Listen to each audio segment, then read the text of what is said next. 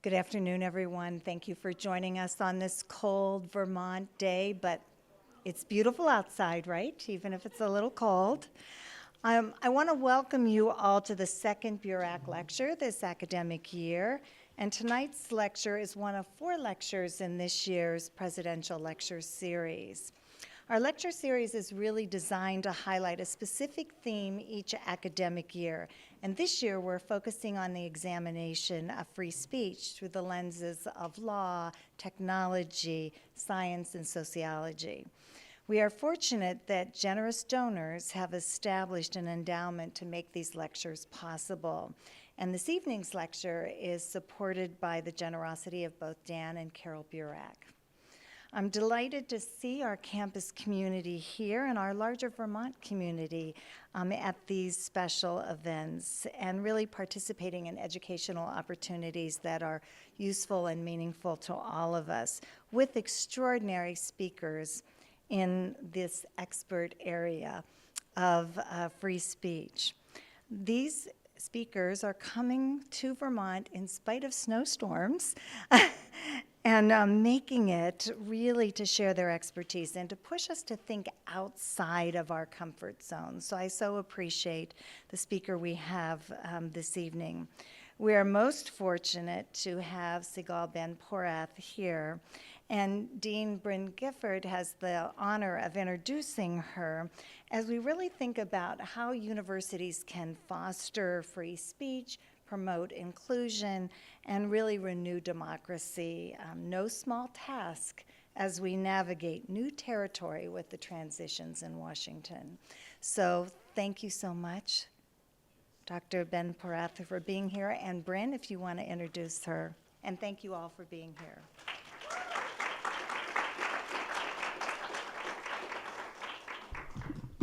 Thank you, Patty, and thank you to all of you for coming out today. It is indeed an honor to introduce Professor Ben-Porath.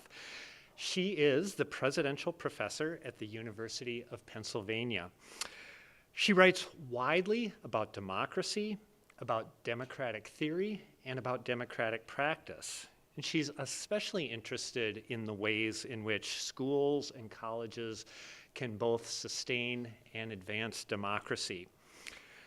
Some of her more notable and certainly relevant for today's topic books include Making Up Our Mind, What School Choice is Really About, Free Speech on Campus, and Citizenship Under Fire, Democratic Education in Times of Conflict. The title of Professor Ben-Porath's talk today derives from her most recent book. You can see the cover it up here on the screen, Cancel Wars: How Universities Can Foster Free Speech, Promote Inclusion, and Renew Democracy. I'm going to read that subtitle again because I find it such a hopeful phrase in these very nervous times. How universities can foster free speech, promote inclusion, and renew democracy. So please join me in welcoming Professor Ben-Porath and then settling in for thoughts about inclusion and renewal. Thanks, Professor.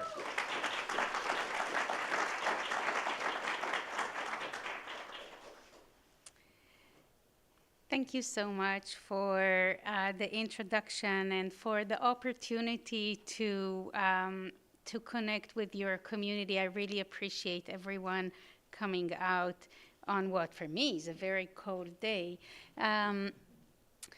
I want to start off by just acknowledging that the topics that we are discussing today has been complicated for a long time and is definitely complicated today. I have this collage that I start my lectures with, and I keep updating it with the current challenges that we are facing, whether book bans, concerns about the ways in which American history and social realities are taught, the inclusion and equity of transgender students, as well as the legal challenges regarding recognizing them and using their pronouns as requested. That's the little picture of Shawnee State there that has a law case coming out of it. Questions about the extent to which we are allowed to talk about abortion or reproductive rights, including in medical training. Of course, the fights last year surrounding the war in Gaza and Israel. And what I added this week was the list of words that many of us have seen and some of us has received directly to our inboxes from the federal government, asking for clarity on the ways in which we use these terms with federal funding at stake for inappropriate usage, which really reorganizes the way that we might think about the protection of open expression on college campuses. So I'm going to talk to you about what my book is about, which is more long-term. The book was published, of course, before this January. But I do want to situate the conversation within the current shifting ground around the protections of open expression and the consideration of matters of inclusion on our college campuses. How are we thinking about and how are we operating around both demands that appear internally, right? And most of what you see here are internal struggles, right? A professor does not want to use a student's preferred pronoun. One student group has one view on the war in Gaza and another student group has a different view, right? So a lot of these are internal struggles over the boundaries that we draw, but some of them are not internal. Some of them are coming to us from above. And I think we need to think about the principles that I want to discuss today, also in light of current challenges and concerns. So I'm an educator. I was a high school teacher before I became a professor. So you will forgive me if I take a moment to just be quiet. Really, it will be 30 seconds. Don't be too embarrassed about it. And I'm asking for you to think for yourself for a moment, how am I, as a community member, as a student, as a faculty member, as an administrator, whatever your role is, as a parent, how am I affected by any of these topics? How are we affected as a community, both an academic community and a broader community? And what are some questions that you might want to raise when I wrap up my comments, and I promise to keep time for questions. So I'm going to be quiet for 30 seconds. You can think for yourself, or you can chat with your neighbor if you want to practice your question before you raise it to the microphone. Okay. And if you want to take more cookies, I think there are plenty more. So this is an opportunity.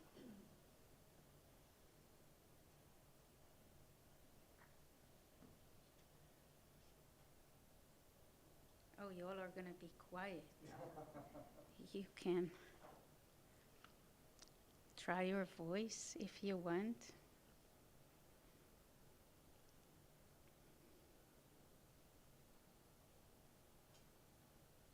Okay, I'll think about this as a silent dialogue. So, fine. I hope you're coming up with some questions. And where I'm going to start my part of the conversation is really with thinking about the political context in which we are having discussions about open expression and inclusion on college campuses.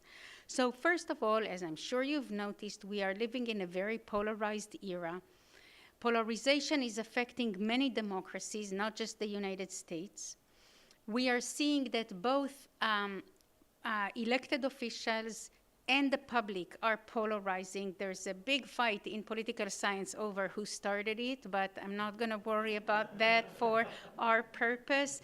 We are clearly seeing that elected officials have incentives to move to the more to the center of their ideology rather than try to cross the political aisle. Incentives, cultivated by specific aspects of our politics, such as gerrymandering and other issues. And we are seeing the public polarizing in all sorts of ways, creating the circumstance where if in the past we had, in many eras, not always, but many eras in the American public domain, we would see two main parties that were distinct but expanded quite wide in the ideology that they endorsed and partly overlapping. So you would see, for example, Democrats who are supporting Second Amendment rights, or Republicans who were thinking about school choice in a way that is different from the mainstream of their party. Right now, we are seeing increasingly that the two tents are narrowing and they are further and further apart, right, with a big desert in between. So we are just seeing narrow ideological perspectives across the public as well as public official. Polarization is historically asymmetric, meaning, again, it started more on the right, but now it's reflected quite equally on the left as well. And so the asymmetry doesn't really get expressed anymore in significant ways. And the position that we see from the public on local matters are increasingly reflective of their national ideological polarization as well, right? So for the past few decades, we used to have more polarization on national questions, whether it's the budget, whether it's immigration, but more coalescing on matters related to the local level, including schools and other issues. But now we are seeing that these matters too are becoming polarized. People increasingly, because of the sources of information that they find themselves using, which themselves are polarizing, people find themselves more and more shifting their views to align themselves with the mainstream of their party, right? So if I used to have views, I don't know, about reproductive rights that are different from the mainstream in my people who typically vote like me, I'm going to move and adhere myself to the expectations of my camp. So this is sort of like your quick, it typically takes a full semester, so you can be lucky. It was like 4 minutes and a primer on polarization. But really what matters for our purposes in higher education is that polarization is affecting us emotionally and relationally.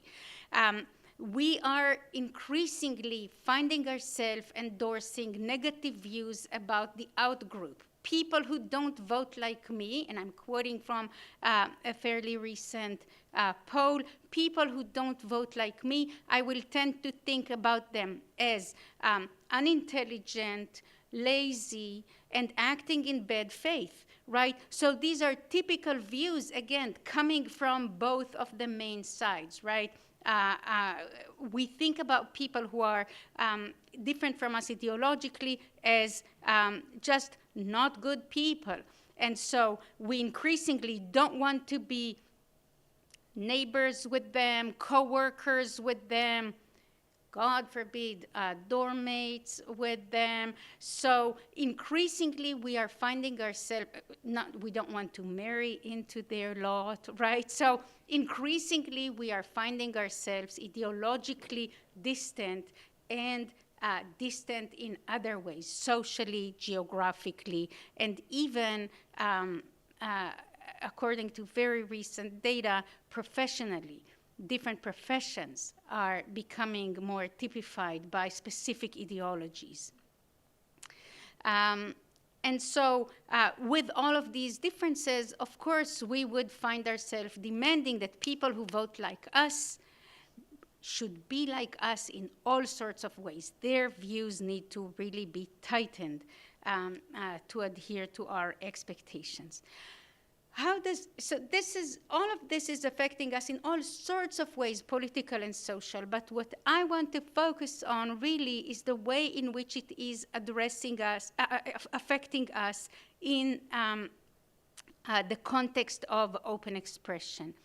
So again, here is your constitutional law, half a semester in one slide. Open expression in the United States is a really quite broadly protected, particularly by the First Amendment, which does not protect us from hate speech. I just want to foreshadow that. People always tend to ask, wait, but what about hate speech? Or how do you define hate speech? Or, as the president has heard me speak in a different place, how do you define anti-Semitism? How do you define racism or other forms of bigotry and hatred? I don't care. I mean, of course I do care, but I don't care for a legal purpose, because these forms of hate speech are in fact protected forms of expression in the public sphere.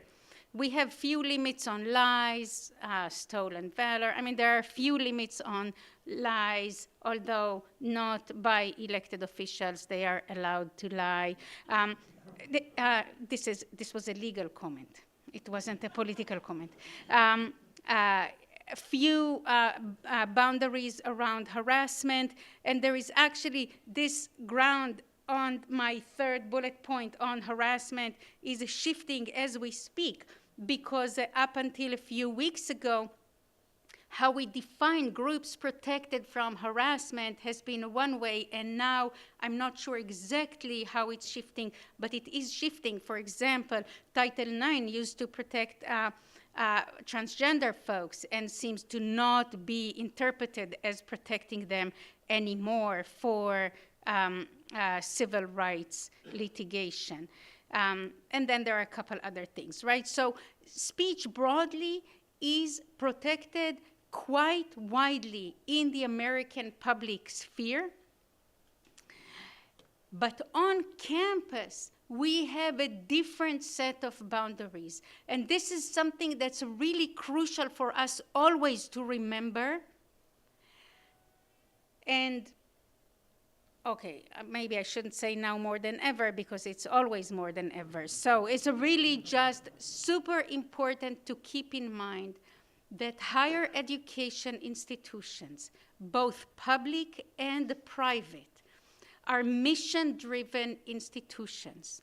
And while they have to align, like everyone, of course, with the legal demands and requirements and boundaries, they also have protections that come from their being autonomous associations, right? So they are associations protected by the fact that they have a mission.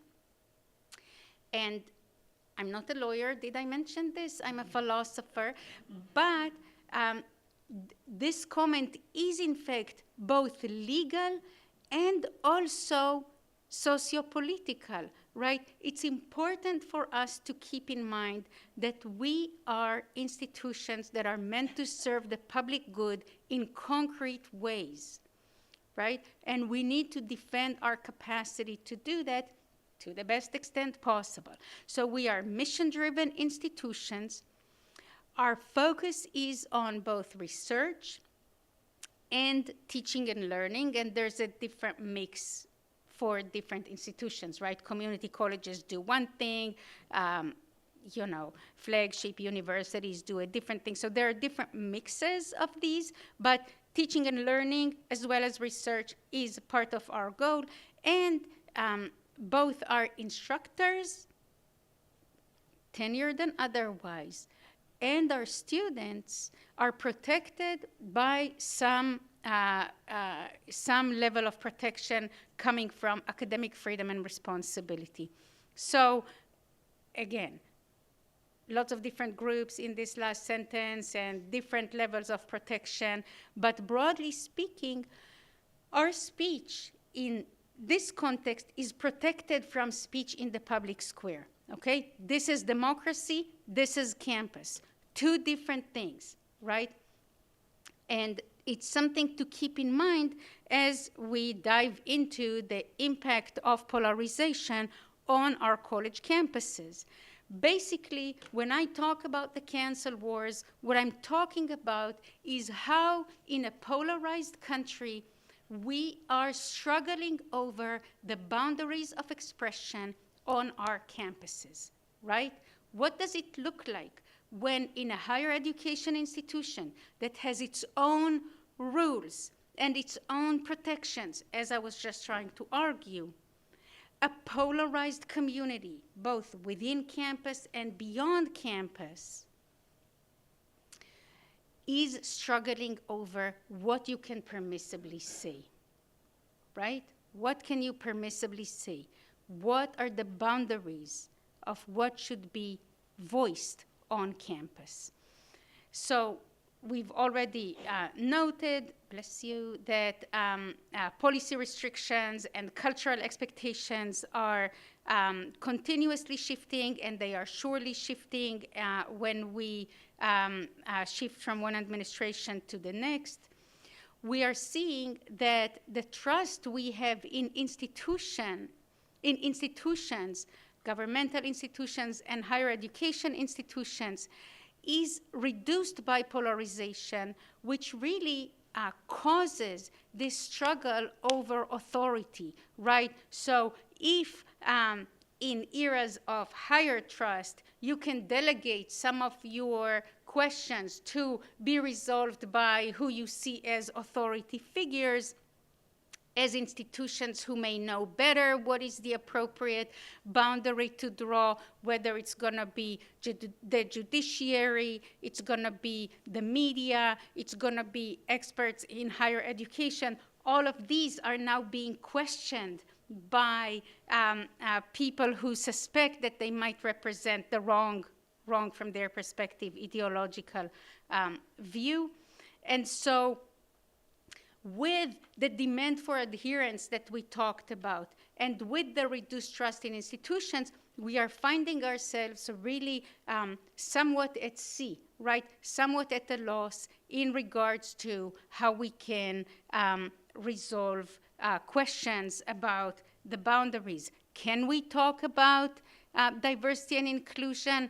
It's a hard topic right now. Do we, as institutions, protect our students who are gender nonconforming or trans, etc.? What ways do we have to protect them? Can we, as institutions, address the realities of racial differences and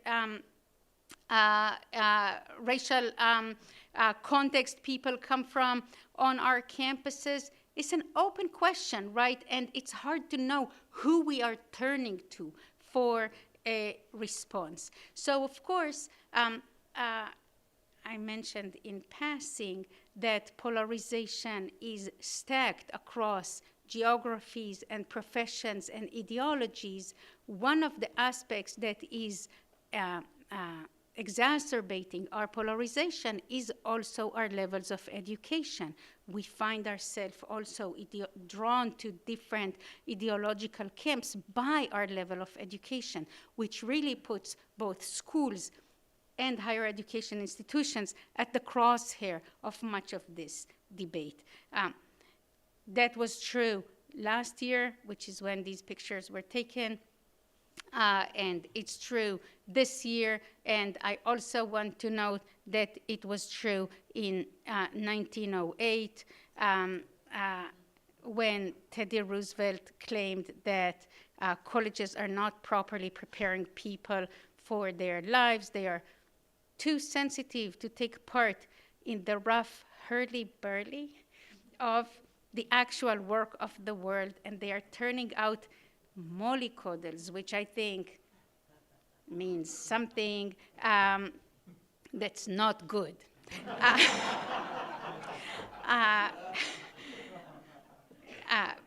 by Teddy Roosevelt's lights. So this is sort of just like to say, yes, we are questioning as a society, and some of our elected officials and others, people in our communities sometimes are questioning the contribution that we have, the training that we offer our students, whether they are prepared for the real world, right? But these are questions that historically have been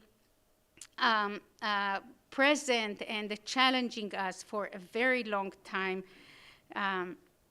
I actually have a quote from the 4th century BC that says something kind of similar about youth and their preparation, but it's not about colleges, so I'm letting it go for now. So how are campuses impacted? Well, by now I think you understand and know all too well how we are seeing polarization and the struggles over the boundaries of speech on college campuses. We are seeing police involvement. We are sometimes seeing significant ways of crossing the boundaries. Actually, this fire is from 7 years ago. So again, you can see that it's not brand new even within our own recent past. Students are increasingly engaged. That's a good thing, right? They are finding their voice. They are engaged on the issues. It's something that higher education institutions need to cultivate. But they are also sometimes crossing boundaries or purported to cross boundaries. And so the way in which institutions respond to them and the dialogues that we are having on our college campuses in regards to what must be included and what doesn't belong are continuously shifting. Okay, so what's the solution, right? I mean, that's, how are we gonna respond to some of these challenges? I have some answers, but I'm gonna take a quick breath. I'm actually gonna go and grab my water, and you all can think if there are, since I'm gonna turn to some of my solutions momentarily, you all can think if you have any questions in the meantime that you wanna raise. So what really can college campuses do, first off, internally, when we are finding challenging speech on our campuses, when we have instructors who make bigoted comments, when we have students who are claiming that other students are harassing them based on their identity, when we have claims that we are refusing to listen to some ideas, we declare them as beyond the pale, and in this way we are rejecting whole groups that espouse certain ideological perspectives. How do we know where to draw the line of permissible speech on campus? Here is what I want to offer you as a general answer. It's not like a full answer, but like whenever I'm asked, where do you draw the line? I draw it right there in the middle of this table. And let me explain how.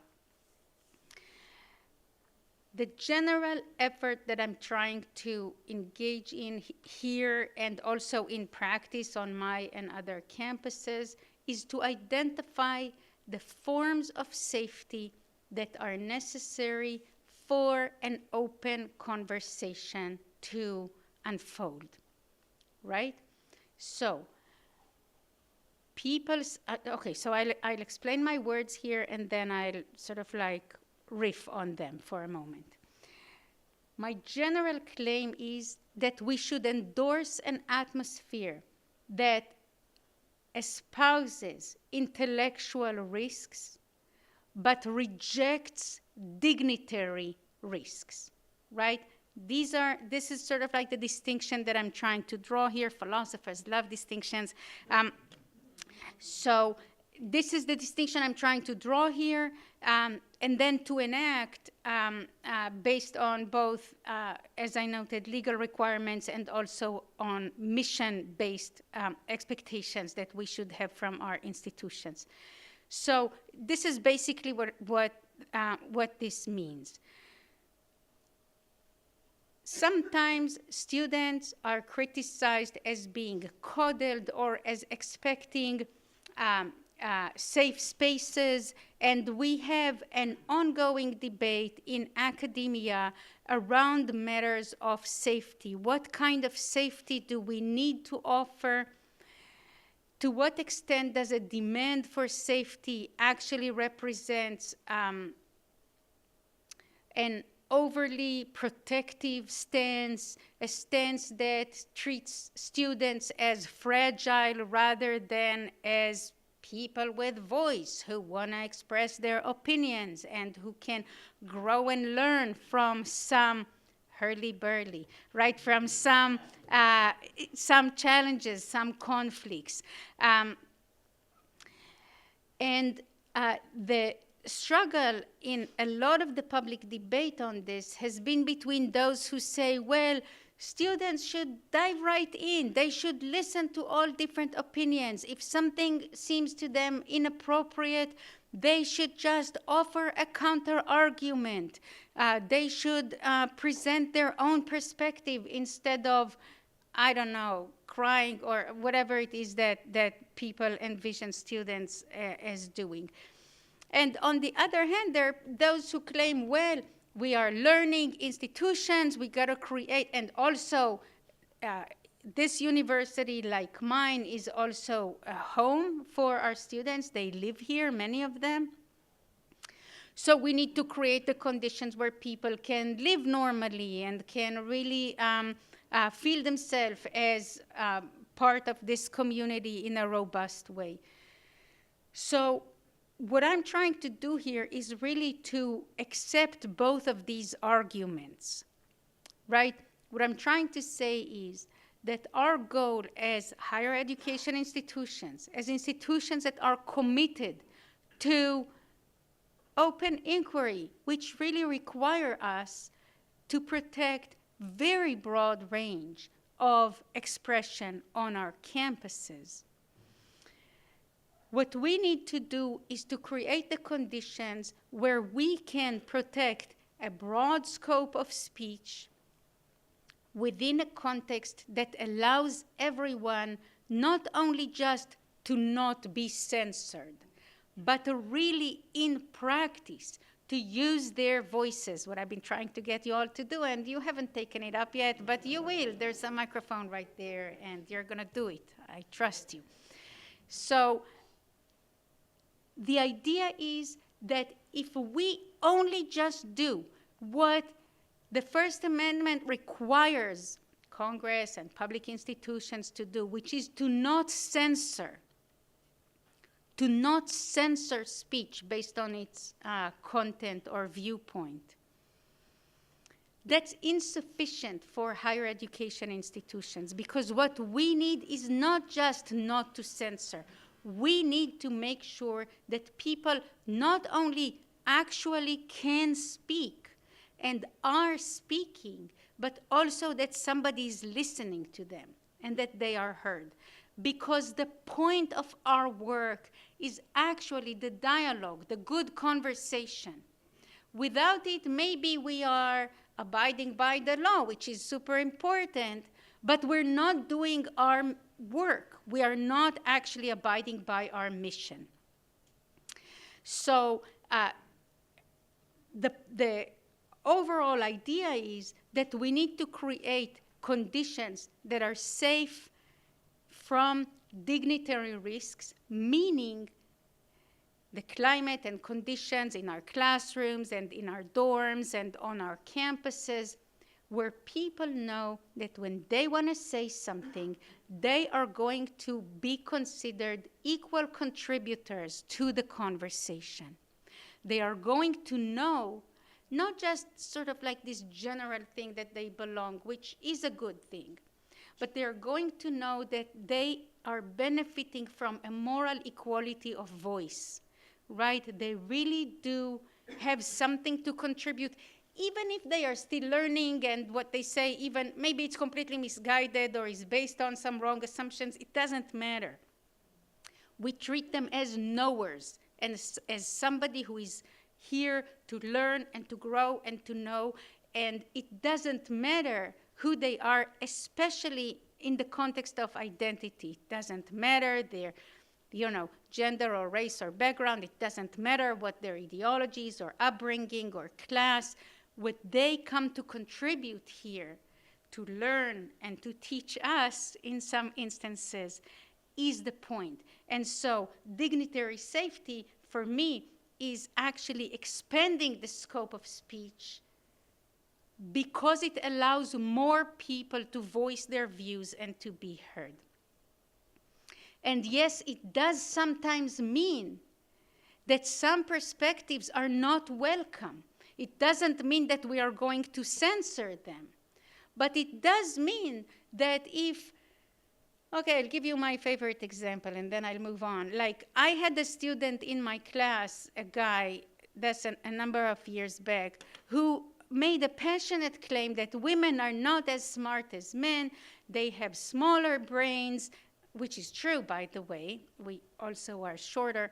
And they cannot really excel in some topics in the same way that men can, which is not true.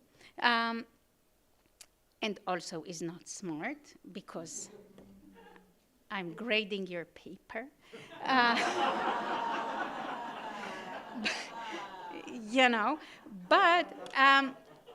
But this view, while completely misguided and rejected from my class for being misguided, is not for me a cause for silencing or censorship or shaming, right? This guy is making a good faith effort to participate, and he's saying something pretty silly and also could be hurtful, depending, like if I endorse that or everyone agrees with them, and then here are these two girls in the corner and they are now offended, or they, right? So it matters how the conversation continues, right? And for me, the task that I have as an instructor, which again, this is not like the worst, right? I mean, there are harder cases in our classes. But just to use this as an example, I need to find a way to invite this guy in and to keep his ideas out, right? So I have to find a way to say, I can see that you are looking to engage here and that you're looking to bring something. What you brought, actually not so helpful, but let's try to understand where you come from, where can we go from here, right? So you remain a part of the community even if your views are rejected. Okay, this is the core of my, like, this and the love statue in the snow is the core of my affirmative or positive, constructive direction. I want to say a word about what more we can do today. What I described just now, like this whole big story that I devoted the last few minutes to, is what I call inclusive freedom, right? So it's an effort to really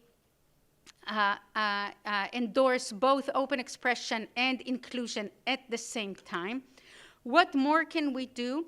We need to really ensure what, again, as philosophers, we call epistemic equity, right? So the vision that even if you don't know as much as I do, because let's say I'm the teacher and you're a student, we still are on the same plane as knowers, as people who come here to know and to learn. We need, as institutions of higher education, to cultivate dialogue both within and beyond the classroom, across perspectives, ideological perspectives, experiences, backgrounds. We need to make sure that dialogue is at the heart of what we do, whether it's in the chemistry classroom or it's in the, philosophy classroom, where it's anyway half the time about dialogue. But really, dialogue can have a place in all different disciplines and beyond the classroom as well.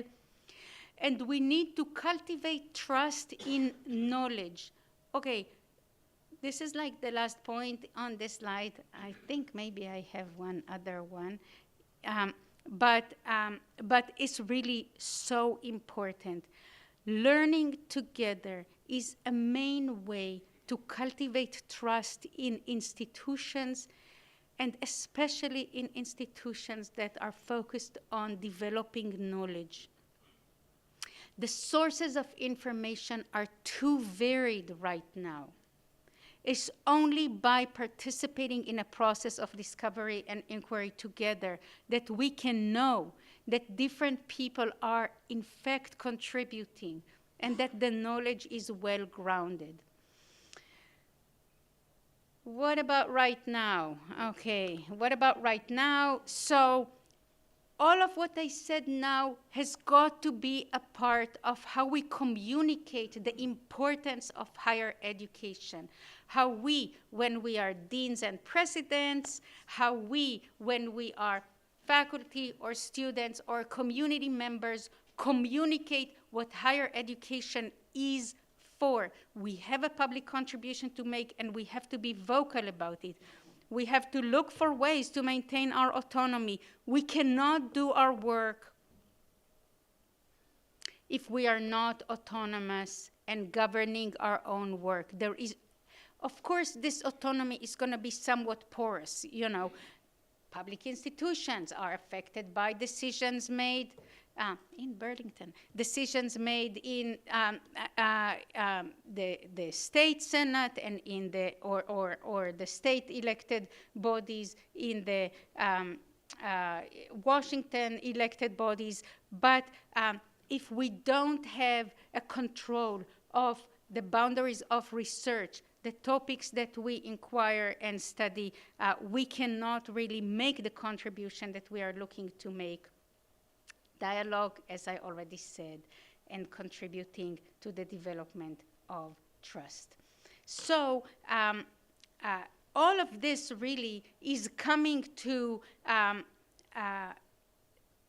support what I see as a central aspect of our challenge today, which is learning and cultivating knowledge for the purpose of supporting democratic renewal.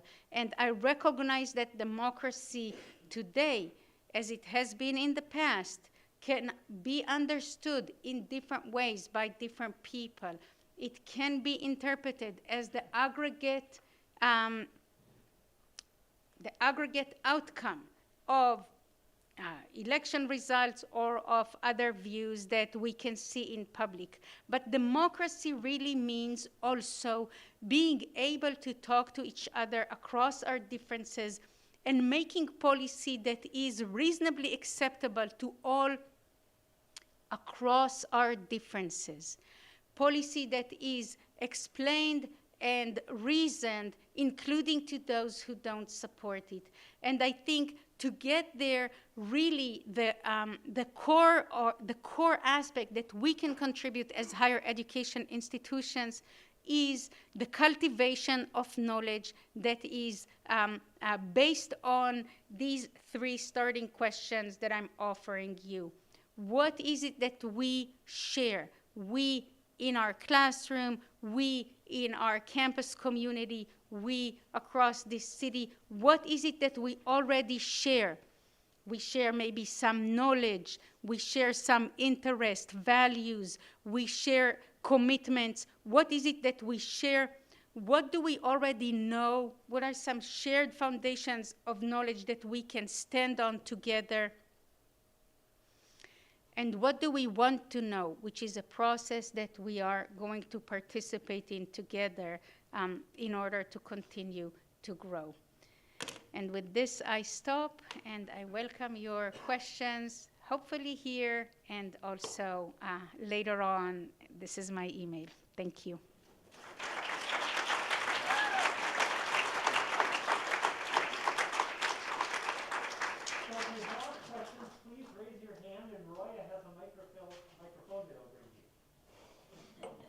Thank you.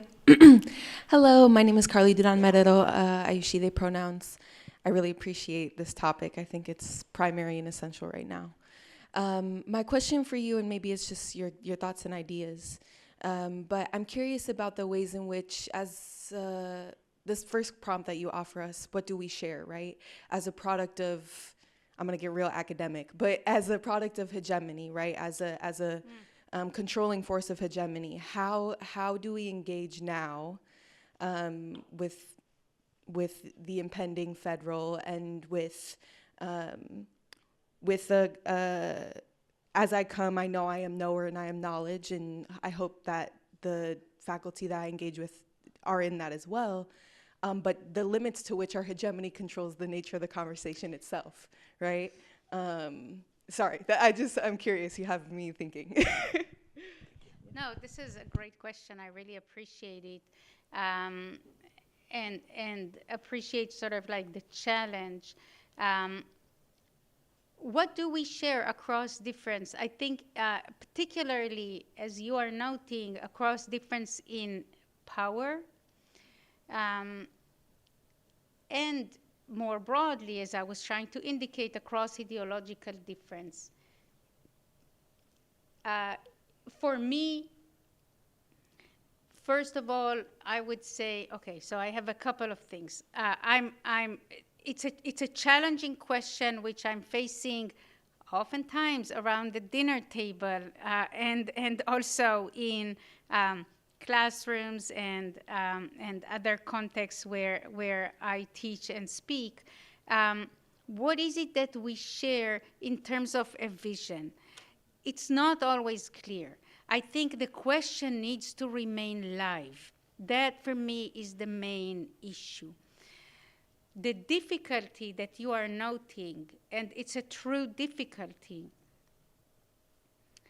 is that not only do we sometimes find ourselves at odds around values, we sometimes find ourselves in a position where, okay, you're deciding everything, I can't decide anything.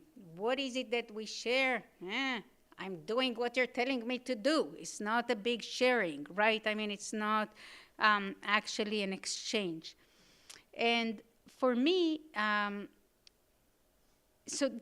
this is an institutional challenge, right? So on the interpersonal level, I think it's important to keep this question alive, right? At the institutional level, you know, it's always, I think, a structural concern, right? To what extent do you have power when you are not in power? And to what extent can you exercise some forms of authority, right? Beyond your formal institutional positioning. But this is more adversary, right? So this answer is more adversary. Oh, you're not in power, but you can find some levers, right? And this is not actually sharing. This is, you know, contestation. So I just want to say, for sure, contestation, it has room in a democratic context. A democratic context is always a combination of adversarial and collaborative relationship, always, right? This is not a contemporary comment, it's a structural comment. We are always competing for power and looking for ways to reason our decisions to all those who are affected, which means everyone. You know, we say all citizens, but it's really unrelated to your status as a citizen, everyone who's affected. So what do we share? I'm always continuing to look for, you know, like values, visions, commitments, also across institutions. But if sometimes what is in store for us is contestation, I don't think it undermines the argument. It supplements it. Thank you for a good question. Hi. I found your table about dignitary and intellectual spaces enlightening, and I have two questions about it. One is, where is dignitary safety determined? Is it the person who hears and affirms or rejects versus the person who projects it? And the second, who is the arbiter, who is the referee of breaches of dignity? Okay, so this is a wonderful Are you a lawyer? Oh, okay. So, same thing. Okay. the question that you are guiding us toward is the question of harm, right? Oftentimes, dignitary risks or dignitary harms are used as arguments for setting boundaries, right? So, for example, if you make a comment about me, who is it that gets to decide whether it was an offensive comment, whether it was undermining my dignitary safety or causing me harm? It's a tough question, both legally and I think also conceptually here, and definitely it's a tough question pedagogically, although less so. So this is where I hope you don't hear it as a cop-out if I'm answering you in regards to practice rather than just conceptually. Okay, both legally and socially, we oftentimes argue about whether what matters is your intent or the impact of your words, right? Did you intend to hurt my feelings? Am I overly sensitive? You know, did you try to make a joke and I heard it as an offense? Who gets to decide whether my claim of harm from your words is in fact a valid claim? So I want to say legally, there's a longer answer. I'm putting it aside because I actually think for our campus purposes, it doesn't actually matter so much. Because really what matters is the effort to create spaces where conversation can continue, right? If the conversation cannot continue, for example, because I refuse to talk to you anymore because you really hurt my feelings, it doesn't matter, right? Or if, for example, your professor shames you because you said something that turned out to be inaccurate, right? It doesn't matter if the purpose or the intent was negative, if it was humorous, if it was innocent in various ways. What matters is, can we create the conditions where we can continue to talk to each other and learn together, advance our mission in the ways that I was describing? And so really for me, what matters more is impact, right? But please note that I'm not saying that it matters for the purpose of silencing you in this story where you hurt my feelings, right? So the purpose is not to say you are now, I don't know what, fired or expelled, or the purpose is not to say these words that you uttered may no longer be uttered, right? So making policy about censorship.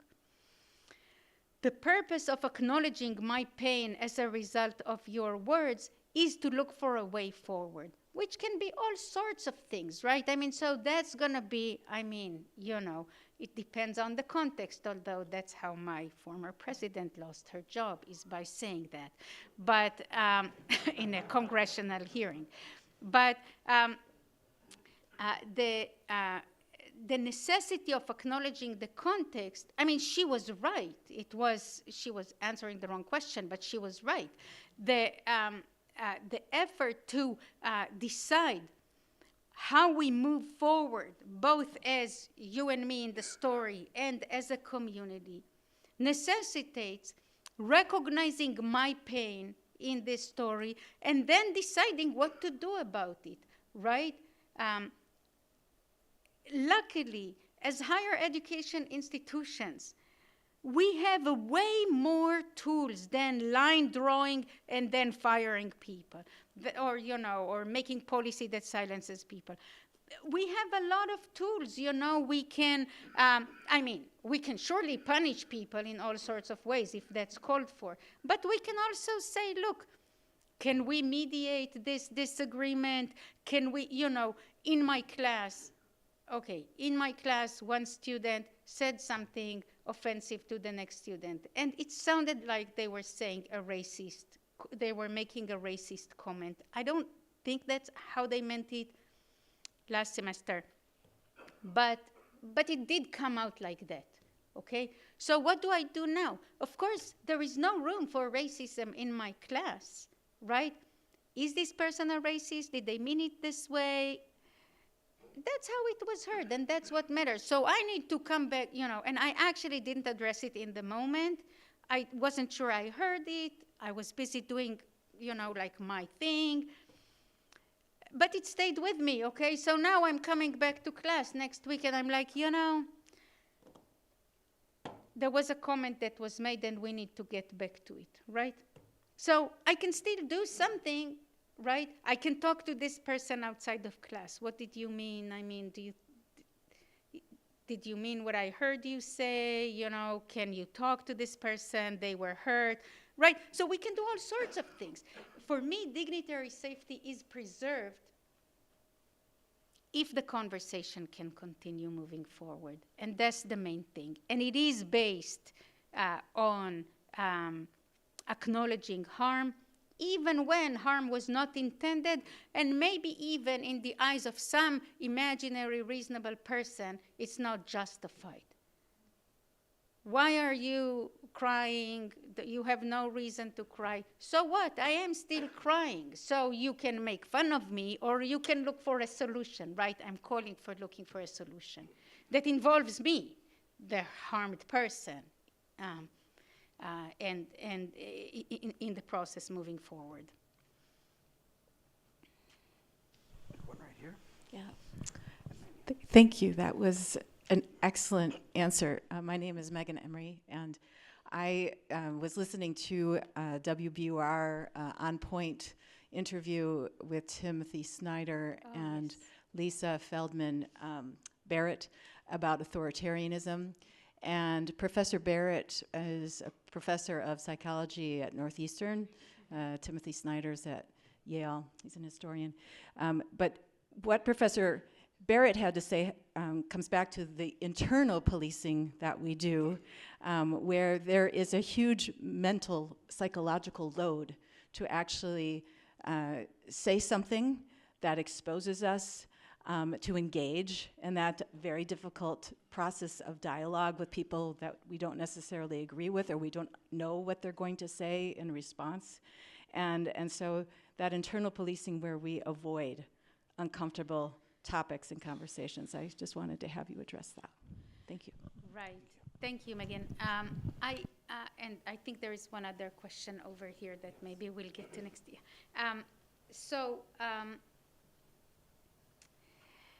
Self-censorship or internal policing or the effort to avoid uncomfortable situations, uncomfortable exchanges, is it still in vogue? I'm not sure. It definitely was an issue that we saw on, if you are familiar with the freshman survey that's been going on for a long time. So that's, a nationally representative sample. So we did see a spike in self-censorship, let me not get into any difficult topics because I worry about ostracism. I worry about peer pressures. People might understand me or see me in a negative light. It seems to be subsiding, which, do I like it? Sometimes, honestly, right? I think avoidance is not a good plan when we are looking to have a productive exchange. But if I have some terrible thoughts about you and I don't even know you, should I share them now? I mean, might as well stay quiet, right? So I think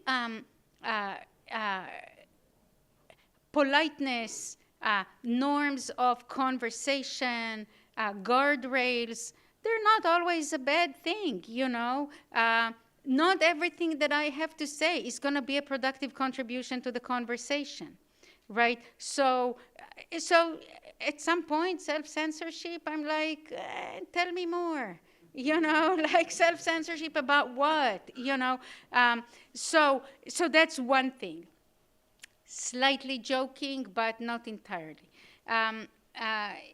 More generally, I think the tendency to avoid difficult conversations and exchanges is indeed a concern, especially when we are looking at classrooms, right? And if you are running a class, like all of my classes, that is focusing on a difficult conversations, how do you get students to engage, right?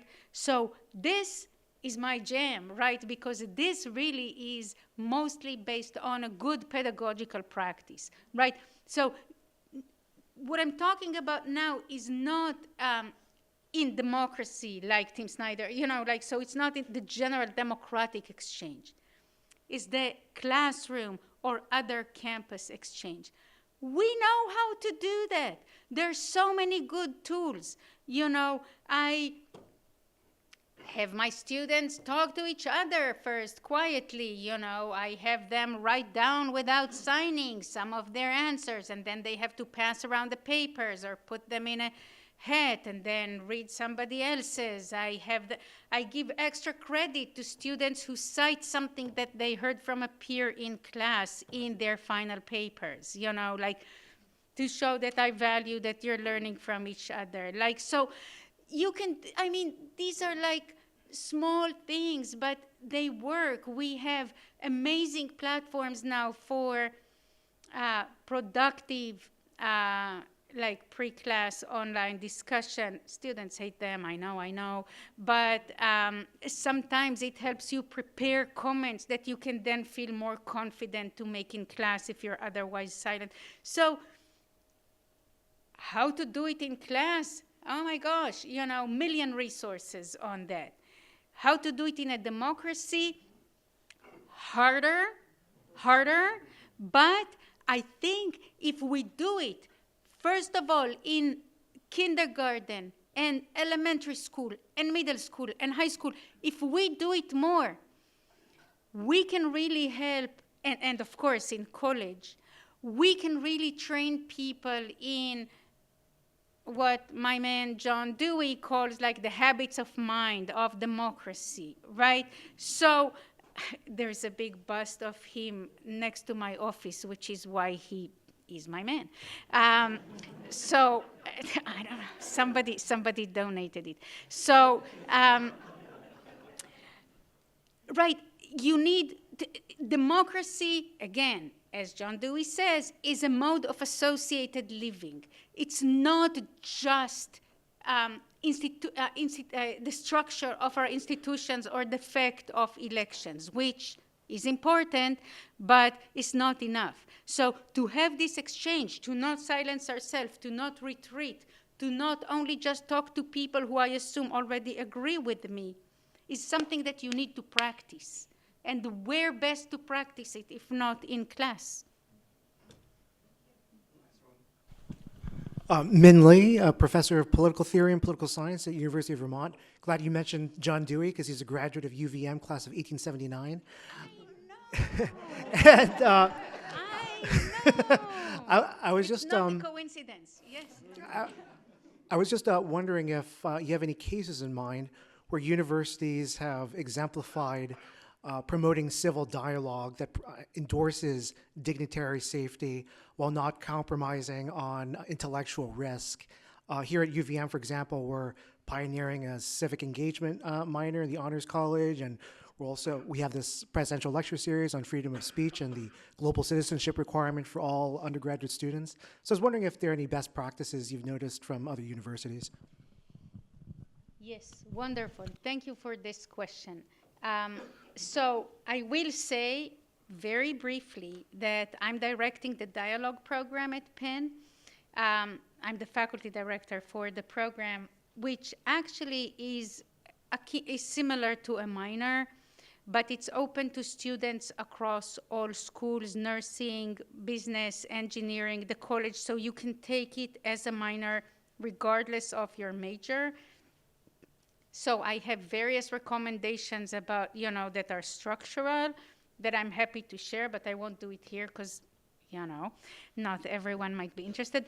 But I think it's really central to not focus only on those who opt in, right? The problem with minors or majors or whatever, there is a really good major at Tufts, there is a good one at Johns Hopkins, but very few students opt in, it's the ones who already want to, to have exchanges across difference and to think about politics and about society. So we should satisfy their interests, but that's not going to fix it for us, right?